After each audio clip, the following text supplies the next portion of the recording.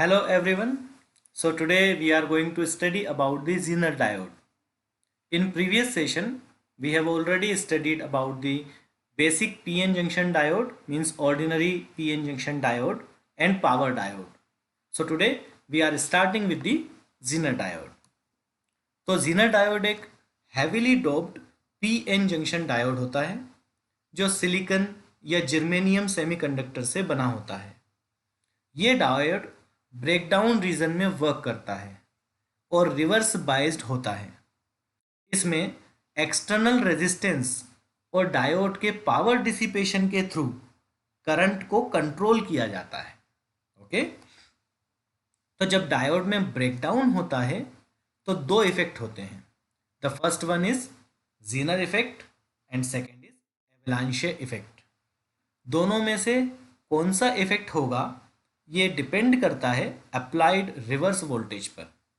Example के लिए अगर 6 वोल्ट के जीनर डायोड में रिवर्स वोल्टेज 6 वोल्ट से कम हुआ तो जीनर इफेक्ट प्रीडोमिनेट होगा, और अगर 6 वोल्ट से ज़्यादा हुआ तो एवलांचे इफेक्ट प्रीडोमिनेट होगा। मीन्स डिवाइस पहले जीनर डायोड की तरह काम करेगा और बाद में एवलांचे डायोड की तरह। ओके, अब देखते हैं जीनर ब्रेकडाउन होता कैसे है। जब रिवर्स वोल्टेज की वजह से डिप्लीशन लेयर में एक स्ट्रॉन्ग इलेक्ट्रिक फील्ड प्रोड्यूस होती है जिससे इलेक्ट्रॉन के कोवैलेंट बॉन्ड टूट जाते हैं। जैसे इलेक्ट्रॉन्स आपस में कोवैलेंट बॉन्ड के थ्रू जो आयंस होते हैं उनसे कनेक्टेड रहते हैं, तो वो कोवैलेंट बॉन्ड टूट जाते हैं उस स्ट्रॉन्ग इलेक्ट्रिक फील्ड की वजह से जो रिवर्स वोल्टेज से डेवलप हुई है, और जीनर ब्रेकडाउन हो जाता है। ओके, इस ब्रेकडाउन की वजह से बहुत लार्ज अमाउंट ऑफ इलेक्ट्रॉन्स और होल्स जनरेट होते हैं और रिवर्स सैचुरेशन करंट प्रोड्यूस होता है जिसे जीनर करंट कहते हैं। इसे सर्किट में एक्सटर्नल रेजिस्टेंस से कंट्रोल किया जा सकता है। तो मतलब जीनर करंट को कंट्रोल करने के लिए जीनर डायोड के साथ एक एक्सटर्नल रेजिस्टेंस भी लगाया जाता है जिससे जीनर करंट को कंट्रोल कर सकते हैं। ये करंट अप्लाइड वोल्टेज से इंडिपेंडेंट होता है। ओके, एवलांचे ब्रेकडाउन भी हायर रिवर्स वोल्टेज की वजह से ही होता है। इसमें इलेक्ट्रॉन के कोलिजन की वजह से bounded electrons sufficient energy acquire कर लेते हैं। मीन्स जो फ्री इलेक्ट्रॉन्स होते हैं वो इन आयंस के साथ कोलिजन करते हैं, तो आयंस के आउटर मोस्ट शेल में जो बॉन्डेड इलेक्ट्रॉन्स हैं उनको एनर्जी ट्रांसफर करते जाते हैं, और इतनी सफिशिएंट एनर्जी उन बाउंडेड इलेक्ट्रॉन्स के पास आ जाती है बार बार टकराने पर, बार बार कोलिजन करने पर। जब इतनी सफिशिएंट एनर्जी उन बाउंडेड इलेक्ट्रॉन्स के पास आ जाती है कि वे बॉन्ड तोड़कर बाहर आ सकें, तो वो फ्री हो जाते हैं बाहर आकर, और जब फ्री हो जाते हैं तो बहुत सारे कैरियर्स और जनरेट करते हैं क्योंकि वो फ्री कैरियर्स फिर से मूव करते हैं और दूसरे इलेक्ट्रॉन्स के साथ कॉलिजन करते हैं जो कि बॉन्डेड इलेक्ट्रॉन्स हैं उनके साथ, और मल्टीपल में इलेक्ट्रॉन्स प्रोड्यूस करते जाते हैं। फिर एक साथ लार्ज अमाउंट ऑफ कैरियर्स जब फ्री हो जाते हैं तो वो large amount of current flow करते हैं और ब्रेकडाउन हो जाता है। ठीक है, इसे एवलांचे ब्रेकडाउन कहते हैं। जैसे कि अब हम इसका वी आई कैरेक्टरिस्टिक्स देखते हैं, तो जीनर डायोड का वी आई कैरेक्टरिस्टिक्स क्या कहता है। ये देखिए, डॉटेड फॉर्म में जो फॉरवर्ड रीजन दिखाया हुआ है ना, वो डॉटेड फॉर्म में इसलिए दिखाया हुआ है कि उसमें जीनर डायोड को हम यूज़ नहीं करते हैं, पर अगर फॉरवर्ड डायरेक्शन में यूज़ किया भी तो वो एक simple ordinary PN junction diode की तरह ही वर्क करेगा। जब रिवर्स बेस में उसे अप्लाई करेंगे तब वो हमारे लिए ब्रेकडाउन रीजन में काम करेगा। तो उसके लिए कुछ स्पेसिफिक कैरेक्टरिस्टिक्स होती हैं इसकी, जिन्हें हमें मेज़र में याद रखना होता है कि हमें क्या क्या वैल्यूज़ रिमाइंड रखनी चाहिए। पहला होता है जीनर ब्रेकडाउन वोल्टेज, वो वोल्टेज जहाँ पर ब्रेकडाउन स्टार्ट होता है, और जनरली इसी वोल्टेज पर ही हम कांस्टेंट रखते हैं और जीनर ब्रेकडाउन इसी वोल्टेज पर होता है। दूसरा पैरामीटर है I Z minimum, means minimum current for the breakdown. तो ब्रेकडाउन जहाँ से स्टार्ट होता है, जितना सफिशिएंट करंट होता है ब्रेकडाउन स्टार्ट करने के लिए, उसे हम बोलते हैं मिनिमम जीनर करंट। और दूसरा होता है मैक्सिमम जीनर करंट।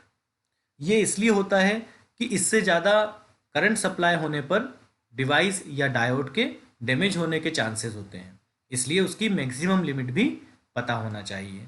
तो ये जो मिनिमम करंट और मैक्सिमम करंट के बीच का रीजन है, इसे हम रिवर्स बेस्ड रीजन या जीनर रीजन कहते हैं, जहां पर जीनर डायोड यूज होता है, वो इसी रीजन में वर्क करता है। ठीक है, तो वीआई कैरेक्टरिस्टिक्स के हिसाब से जीनर डायोड का रिवर्स कैरेक्टरिस्टिक्स एग्जैक्टली वर्टिकल नहीं होता। तो हमने जो अभी बैक में ये देखा, ये जनरली एकदम वर्टिकली नहीं हो सकता प्रैक्टिकली। आइडियली इसे वर्टिकल कह सकते हैं, लेकिन प्रैक्टिकली पूरा वर्टिकल नहीं होता, कुछ स्लोप होता है इसमें।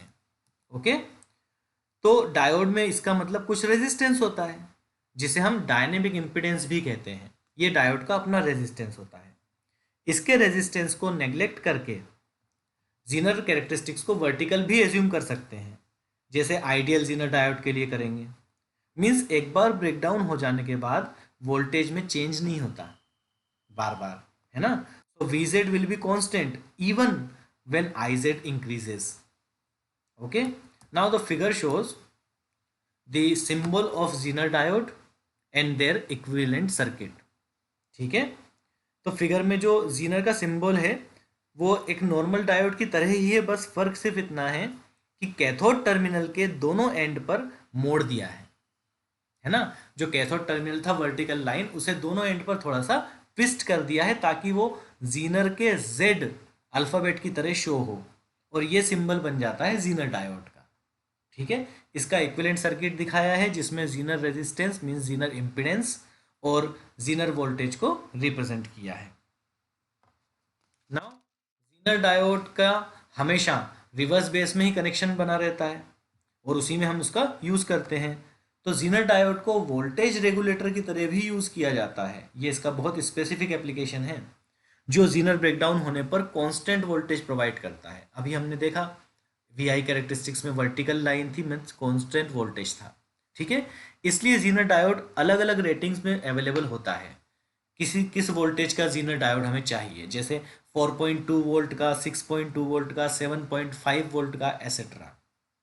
तो जीनर डायोड की रेटिंग 150 मिली वोल्ट से लेकर 50 वोल्ट तक वेरी करती है। ठीक है, now we will see the voltage regulator circuit with zener diode. तो जीनर डायोड को वोल्टेज रेगुलेटर की तरह कैसे यूज करते हैं ये बताता है। ठीक है, जीनर डायोड लोड तक ट्रांसफर होने वाले वोल्टेज को कंट्रोल करता है। ओके, तो ये हमारा फिगर है, जिसमें इनपुट करंट है IN, जो डिवाइड होता है आगे जाकर IZ और IRL में, मींस लोड करंट और जीनर करंट में। जैसा कि फिगर में दिखाया है, जीनर डायोड लोड के साथ पैरेलल में कनेक्टेड है। ओके, ठीक है, तो हमेशा जीनर डायोड की रिवर्स कैरेक्टरिस्टिक्स ही यूज होती है। तो जीनर का सिंबल फॉरवर्ड बेस्ड करंट की डायरेक्शन को शो करता है, मींस जो एरो है जीनर डायोड का वो फॉरवर्ड करंट की डायरेक्शन को यूज करता है। भले ही हम उसे फॉरवर्ड डायरेक्शन में यूज नहीं कर रहे हैं, लेकिन एरो की डायरेक्शन वही होती है जो फॉरवर्ड करंट की होती है। ओके, और जीनर वोल्टेज को डिजायर्ड वोल्टेज के बराबर रखा जाता है, क्योंकि ये पैरेलल में कनेक्ट होता है RL के। तो जो हमारा रिक्वायर्ड वोल्टेज है, उतना ही वोल्टेज का हम जीनर डायोड लेते हैं। अगर इनपुट वोल्टेज इंक्रीज होता है या लोड करंट डिक्रीज होता है, तो जीनर डायोड बाईपास की तरह एक्ट करता है और ज़्यादा करंट को अपने थ्रू पास करता है, जिससे आउटपुट वोल्टेज जीनर वोल्टेज की वैल्यू के आसपास मेंटेन रहता है। ठीक है, जितना डिजायर्ड वोल्टेज है उतनी वैल्यू का हम जीनर डायोड लेते हैं, और उसी के वोल्टेज के आसपास वो मेंटेन रहता है। इनपुट रेजिस्टेंस R की वैल्यू कैलकुलेट करने के लिए हम वोल्टेज डिफरेंस लेते हैं इनपुट और आउटपुट का, और उसे डिवाइड करते हैं इनपुट करंट से। अब इनपुट करंट क्या है? इनपुट करंट जो है वो जीनर करंट और लोड करंट का समेशन है। ओके, सो वोल्टेज रेगुलेटर में कैसे डिजाइन करते हैं, तो एक एग्जांपल लेके देखते हैं कि अगर हमारे पास इनपुट वोल्टेज है 10 वोल्ट और हमारा रिक्वायर्ड आउटपुट वोल्टेज है 6 वोल्ट, और हमें लोड करंट की रेंज हमने फिक्स की है कि लोड में कितना करंट फ्लो हो सकता है, तो 3 to 8 एम्पियर। ओके, तो चूंकि हमें आउटपुट वोल्टेज 6 वोल्ट चाहिए, तो हम 6 वोल्ट का ही जीनर डायोड लेंगे, और जीनर डायोड का जो ब्रेकडाउन होने का रेंज है, स्टार्टिंग जो थ्रेशोल्ड करंट की वैल्यू है वो हमने रखी है 2 मिली एम्पियर। ओके, तो आर की वैल्यू हमें डिटरमाइन करनी पड़ेगी। तो हम ये एज्यूम करते हैं कि जैसे 2 मिली एम्पियर जीनर करंट की वैल्यू है, इसी तरह से एवरेज लोड करंट जो होगा, जिसे हमने रेंज रखा था अभी 3 to 8 एम्पियर, तो हम इसे एज्यूम करते हैं कि एवरेज लोड करंट अभी 7 मिली एम्पियर के आसपास मिलेगा। ठीक है, तो टोटल करंट कितना होगा, जीनर करंट और लोड करंट मीन्स 2 + 7 9 हो जाएगा। ठीक है, अब ये 9 एम्पियर करंट हमने फिगर में भी शो कर दिया इनपुट पे। Input voltage 10 volt, output voltage 6 volt और लोड करंट 7 मिली एम्पियर और जीनर करंट 2 मिली एम्पियर। ये हमने सारी स्पेसिफिकेशन सेट कर दी है। तो अब हमने रेजिस्टेंस की वैल्यू कैलकुलेट कैसे होगी। रेजिस्टेंस की वैल्यू इनपुट और आउटपुट वोल्टेज का डिफरेंस जो कि 4 आएगा, और उसे हम डिवाइड करेंगे इनपुट करंट से 8 मिली एम्पियर से, तो हमारा रेजिस्टेंस की वैल्यू कैलकुलेट हुई 500 ओम्स। ओके, एक्सटर्नल रेजिस्टेंस की। ठीक इसी तरह से अगर पावर रेटिंग चेक करें हम जीनर डायोड की, तो पावर रेटिंग के लिए हम जो डिफरेंस वोल्टेज हमने लिया था अभी 10 - 6, उसका स्क्वायर करेंगे और उसके रेजिस्टेंस से डिवाइड करेंगे, तो हमें मिलते ही इसकी power rating that is 0.032 what. Okay, या कहें तो 32 मिली वॉट। ठीक है, so this is about the how to calculate the values of Zener diode, ratings of Zener diode and how it is used as a voltage regulator। ठीक है, तो जब Zener अगर लोड करंट 3 मिली एम्पियर तक down होगा, तो zener diode 6 milli ampere का current pass कर देगा अपने थ्रू, और जीनर वोल्टेज अभी भी 6 वोल्ट ही रहेगा। अगर लोड करंट 8 मिली एम्पियर तक इंक्रीज होगा, तो जीनर करंट 1 मिली एम्पियर तक ड्रॉप हो जाएगा। मीन्स जीनर वोल्टेज हमेशा 6 वोल्ट ही रहेगा, और नी कर्व की वजह से 6 वोल्ट से थोड़ा बहुत वेरी कर सकता है।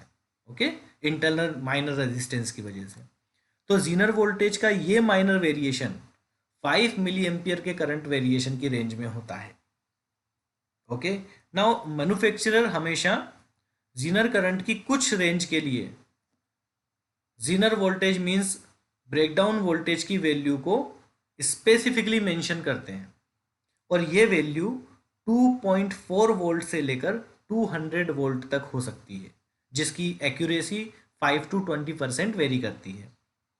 ओके, तो डायोड का पावर डिसिपेशन जीनर वोल्टेज और जीनर करंट के प्रोडक्ट के बराबर होता है, जिसकी रेंज 150 मिली वॉट से 50 वॉट तक होती है।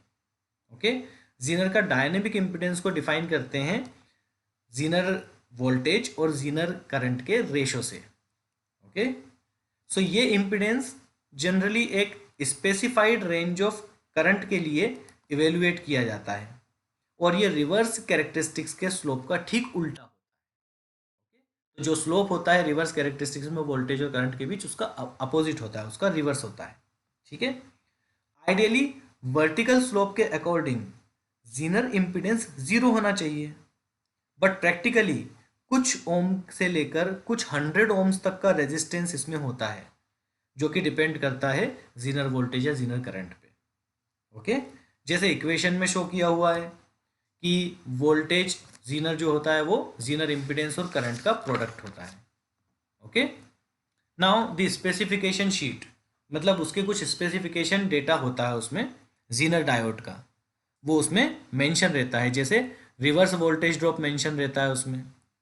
तो जीनर डायोड के कुछ इंपॉर्टेंट फैक्टर्स भी हैं, जैसे वोल्टेज और पावर रेटिंग 2.4 वोल्ट से 200 वोल्ट तक होती है, और 1/4 वाट से 50 वाट तक होती है। कुछ स्पेसिफिक एप्लीकेशंस भी हैं, जैसे वोल्टेज रेफरेंस और वोल्टेज रेगुलेटर, ट्रांजिएंट प्रोटेक्शन या आरएफ क्लैंप्स, इनमें इनका यूज होता है। 1 वॉट का Zener diode stud mount package में आता है, जिसमें जंक्शन की हीट को डिसिपेट करने के लिए हीट सिंक भी होता है। ओके, तो ये इसका एडवांटेज है कि ये सिक्योरिटी मेजर हो सकता है, जिससे वो हीट को डिसिपेट करने के लिए सिंक भी प्रोवाइड करता है।